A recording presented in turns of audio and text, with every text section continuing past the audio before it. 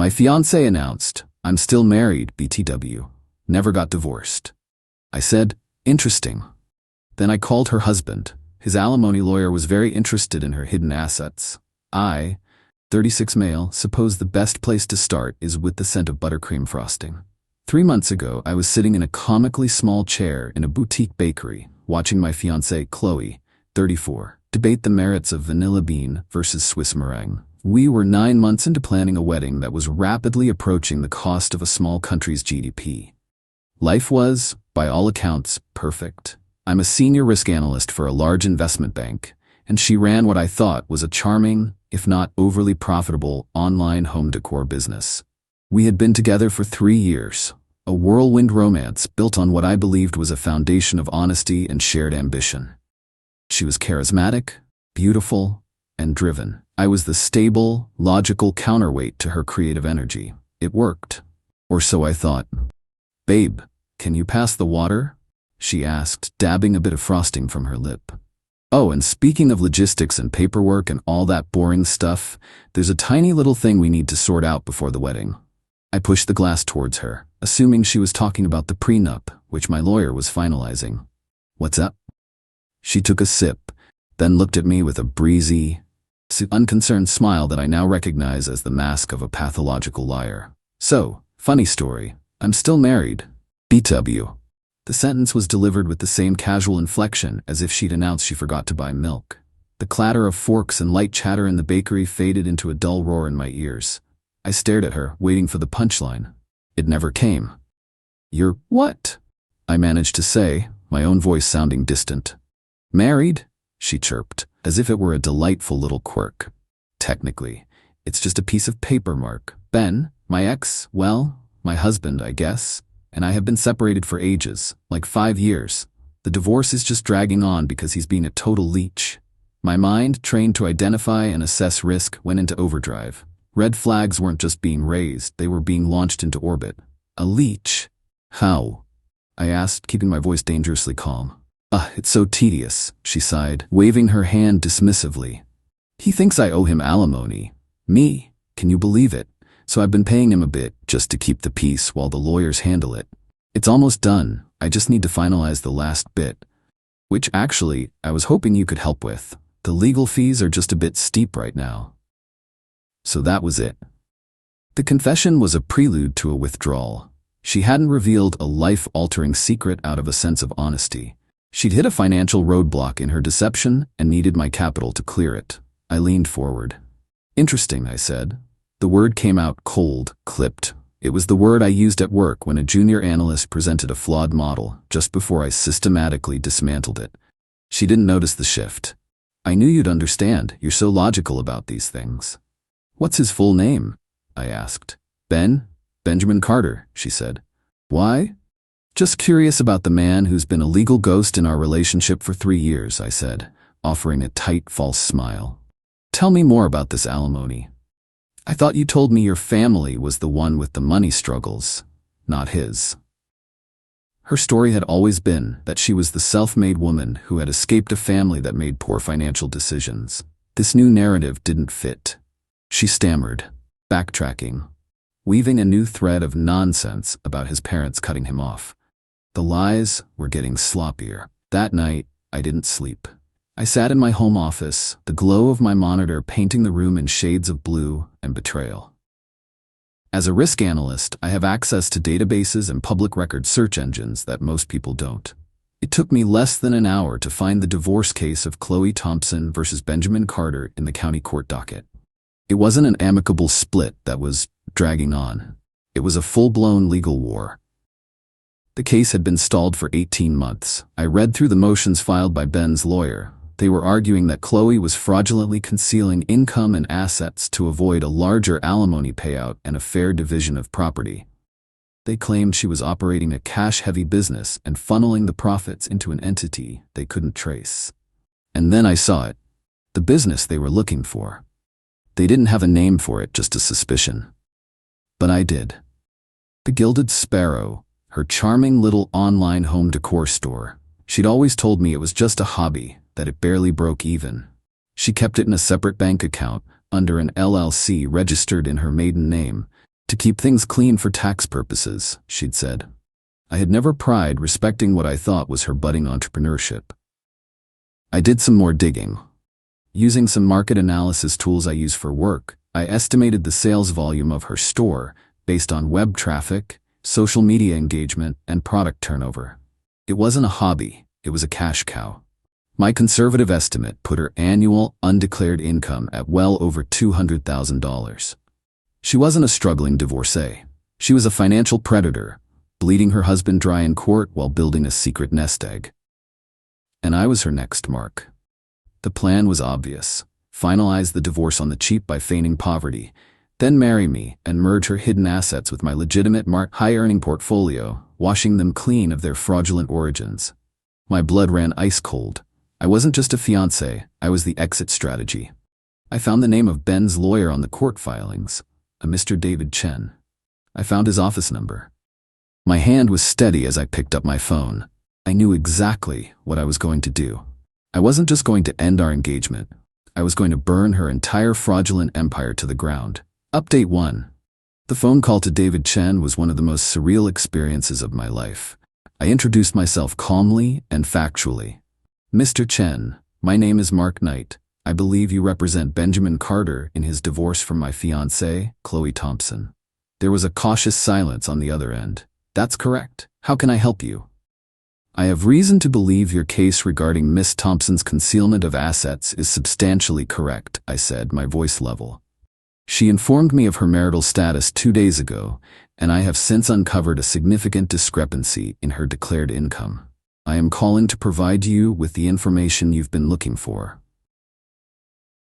The silence that followed was different. It was the sound of a lawyer who had just been handed a royal flush. He asked me to come to his office the next day. I spent the rest of that night compiling a dossier. I gathered every piece of information I had legal and legitimate access to. Texts from Qley bragging about a huge sale from the Gilded Sparrow.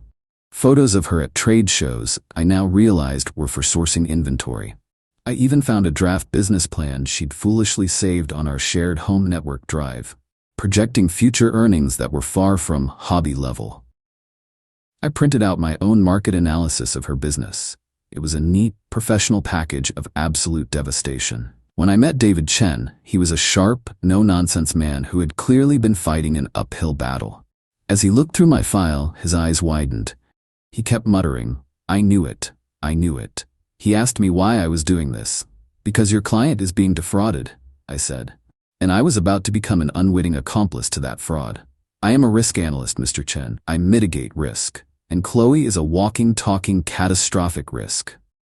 Armed with my information, Chen filed an emergency motion with the court to compel discovery, specifically targeting the Gilded Sparrow, LLC.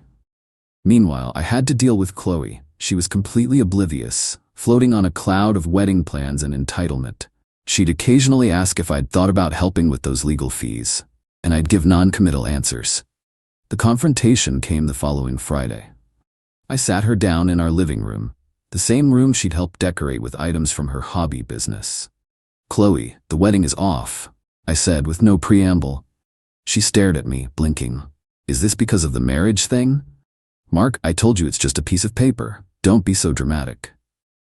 It's not because you're married, Qley. It's because you are a liar, I said, my voice flat. You lied about your marriage, you lied about your finances, and you lied about your business. You lied about who you are. The color drained from her face. What are you talking about? My business. The Gilded Sparrow, I said. The one that barely breaks even. Or should I say, the one that nets you over $200,000 a year while you cry poverty in court and demand alimony from your husband. The mask of carefree charm dissolved, revealing the raw, panicked face of a cornered animal. You went through my things? You spied on me? That's illegal. I didn't have to spy, Qley. You're sloppy. You left a trail of breadcrumbs a mile wide, and now a man named David Chen is following it.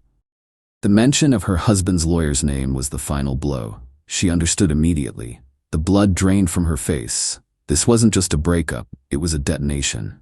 You talked to him? She whispered, horrified. I did, I confirmed. I turned over everything. I wish Ben Carter the best of luck in his divorce proceedings. Now I want you out of my house. I'll have your things put in storage." She exploded. A torrent of rage, tears, and accusations followed. I was a monster, a traitor, a psychopath. How could I ruin her life over a simple mistake? The sheer breathtaking entitlement of it all was almost impressive. She genuinely believed her complex multi-year fraud was a simple mistake, and that I was the villain for exposing it. I didn't argue. I just stood there until she ran out of steam, then quietly repeated, "You need to leave now." Update 2. The subpoena for the Gilded Sparrow's financial records was the legal equivalent of a tactical nuke. Qley and her lawyer tried to fight it, claiming it was an unrelated entity and a violation of privacy. The judge, presented with the evidence from my dossier, disagreed.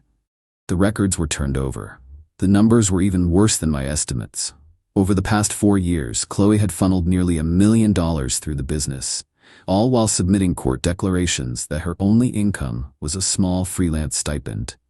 She had been living a double life, financially and personally. With her fraud laid bare, Qley's world began to unravel with astonishing speed. Her divorce lawyer, facing potential sanctions for suborning perjury, dropped her as a client.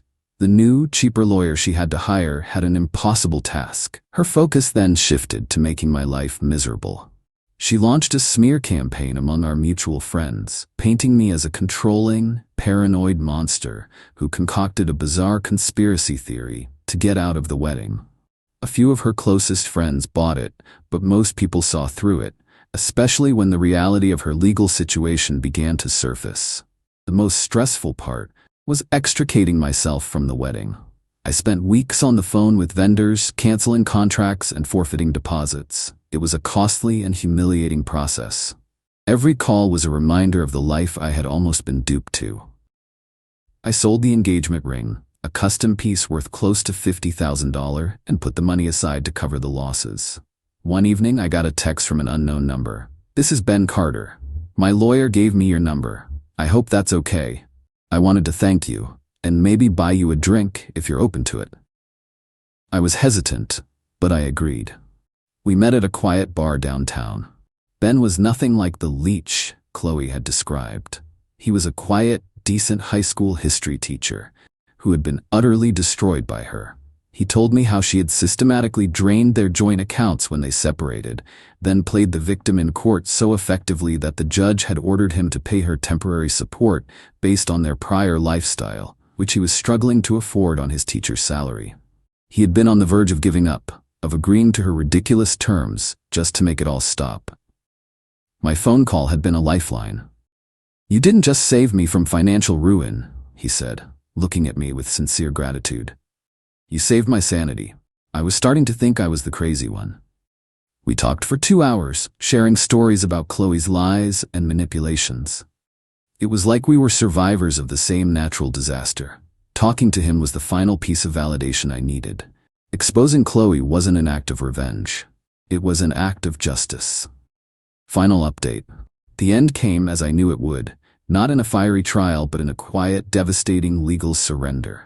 Faced with undeniable evidence of perjury and felony-level financial fraud, Qley had no choice but to settle, and the settlement was a masterpiece of karmic retribution. David Chen, a true artist in his field, structured the agreement to be airtight. Asset division. The court declared the Gilded Sparrow to be a 100% marital asset. The judge, incensed by the long-term fraud, awarded Ben 75% of the business's total value and all its existing assets.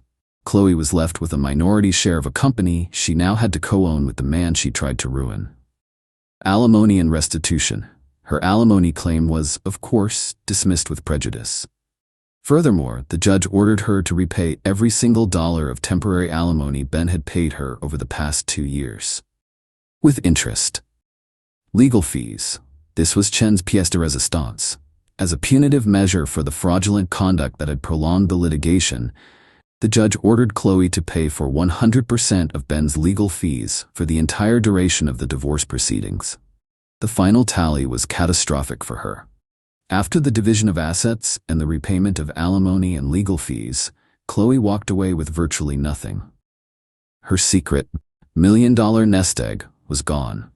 She was financially ruined, saddled with debt and a court judgment that would follow her for years. I heard through a former mutual friend that she had to sell her car, move out of her trendy apartment, and is now living with her sister. The Gilded Sparrow was eventually dissolved, its assets liquidated to pay the judgment. Ben, on the other hand, is thriving. He used the settlement money to pay off his debts, buy a modest house, and is now planning a trip to Europe to visit the historical sites he teaches his students about.